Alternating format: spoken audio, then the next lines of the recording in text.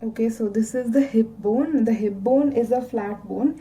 It's formed by the fusion of three bones, that is the ilium, the ischium and the pubis. So this is the hip bone, this is the ilium, this is the ischium and this part is the pubis. So first, for the anatomical position of the hip bone. Okay, so to know the anatomical position, you need to know several things. The first one, when you turn this bone behind, you will see a fossa. This fossa is called the acetabular fossa. Okay, and then this point is the anterior superior iliac spine. This is the pubic tubercle. This is the ischial tuberosity. This is the ilium, and this is the obturator foramen. Okay, so for side determination, while placing it, just remember two things. The acetabulum has to be placed laterally. Okay, so acetabulum has to be placed laterally. The pubic tubercle has to be placed anteriorly and medially. Okay, the anterior superior iliac spine, this one, and the pubic tubercle should lie in the same coronal plane. So you adjust accordingly. See, they lie in the same plane, same coronal plane. And the ischial tuberosity, this one, is the lowermost point when you place it. So you place it such that the ischial tuberosity is the lowermost point. After that, yeah, so you get, and the ilium is facing upwards, and yeah, that's about the anatomical position. So this is the anatomical position of the hip bone. I'm able to hold it in my right hand, so this is the right hip bone. Okay, so I'll just show these things in the picture. This is the anterior superior iliac spine. Okay, or this picture. Okay, anterior superior iliac spine. This is the pubic tubercle, obturator foramen, acetabulum, and yeah, this yellow colored thing is the ilium, blue colored thing is the ischium, the red colored thing is the pubis. This is the lateral view. And okay, so the first bone is the ilium. So the ilium has two ends. Okay, this is the ilium. For convenience, I shall not place it in the anatomical position while explaining. So ilium has two ends. This is the upper end and this is the lower end.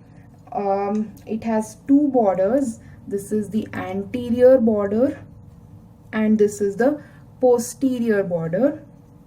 It has three surfaces: the anterior surface, the iliac surface, the posteriorly there's the gluteal surface, and there's the sacropelvic surface, like above the iliac surface. So first let's do the two ends.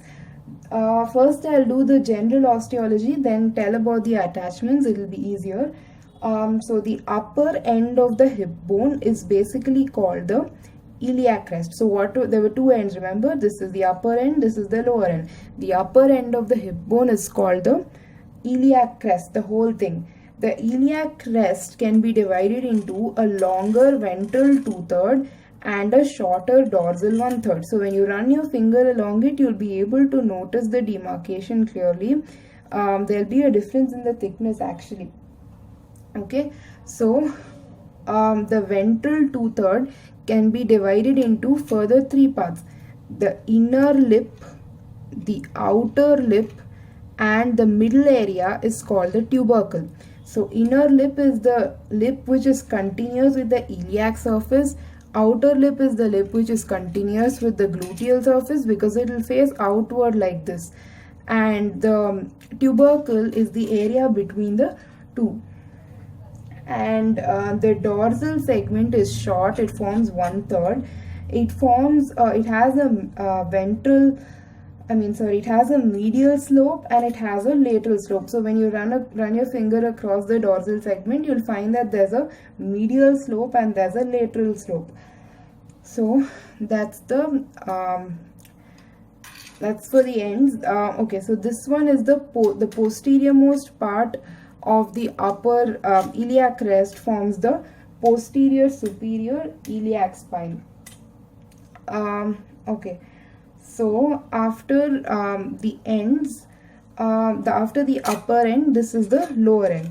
Okay, so the lower end is this. When you turn it backwards and see, the acetabulum, the acetabulum occupies a part of the ileum. So when you check it, around 2/5 of the acetabular cavity is formed from the ileum. So this is the lower end of the ileum. This part of the acetabulum is formed from ileum. This part is formed from the ischium and the pubis. That is the 3/5 part. And yeah, so this fusion of the ileum and the ischium, ileum, ischium and pubis takes place at this line in the acetabulum. So I repeat, 2/5 of the acetabulum is formed from ileum, 3/5 from ischium and pubis together. Okay, so then that's for the ends. Next is the borders. So the ileum has two borders. This is the anterior border and this is the posterior border. Anterior border, there is anterior superior iliac spine, anterior inferior iliac spine, and below it is continuous with the acetabular notch. So anterior superior iliac spine, there's a notch, anterior inferior iliac spine, and it's continuous with the acetabular fossa. Okay, then posterior border, there is posterior superior iliac spine, posterior inferior iliac spine, the sciatic notch, the greater sciatic notch, this is the ischial spine, and this is the ischial tuberosity, and this one is the obturator foramen. Okay, so posterior superior iliac spine, posterior inferior iliac spine, greater sciatic notch, ischial spine and ischial tuberosity, and this is the obturator foramen. Okay, anterior border done, posterior border done, upper end done, lower end done. Okay, after this, for the surfaces, so as I said, the ileum has three surfaces. This is the anterior surface or the iliac surface, this is the posterior surface or the gluteal surface, and this is the inferior surface or the sacropelvic surface. So the first anterior surface has no divisions. Next, the posterior surface or the gluteal surface is divided by 3 lines into 4 areas. Okay, so there's a okay, so see, this is the anterior superior iliac spine, this is the posterior superior iliac spine. So this side there's the posterior gluteal line, and then there's the anterior gluteal line and there's the inferior gluteal line, which gives 3 lines and 4 areas. Okay, so the sacropelvic surface, this is the sacropelvic surface. So it has the iliac tuberosity, the highest point in this sacropelvic surface is the iliac tuberosity. It has the auricular surface for the sacrum, where it forms a sacroiliac joint, which I'll tell later. And then there's the pelvic surface.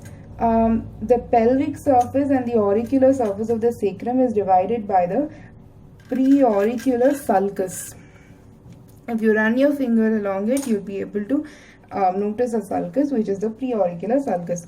Okay, so I'll just tell all of this in the picture. So this is the so first we had to do the ends. So this is the upper end, this is the lower end. So the upper end is also called the iliac crest. The anterior most point of the iliac crest is the anterior superior iliac spine. The posterior most point of the iliac crest is the posterior superior iliac spine.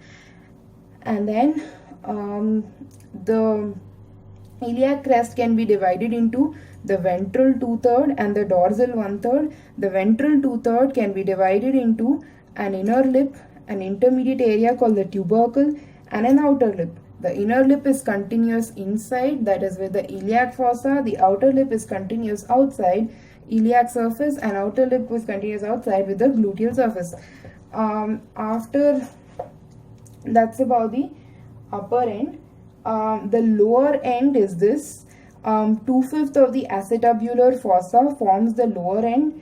3/5, and it's also the place where the ilium, the ischium, and the pubis meet.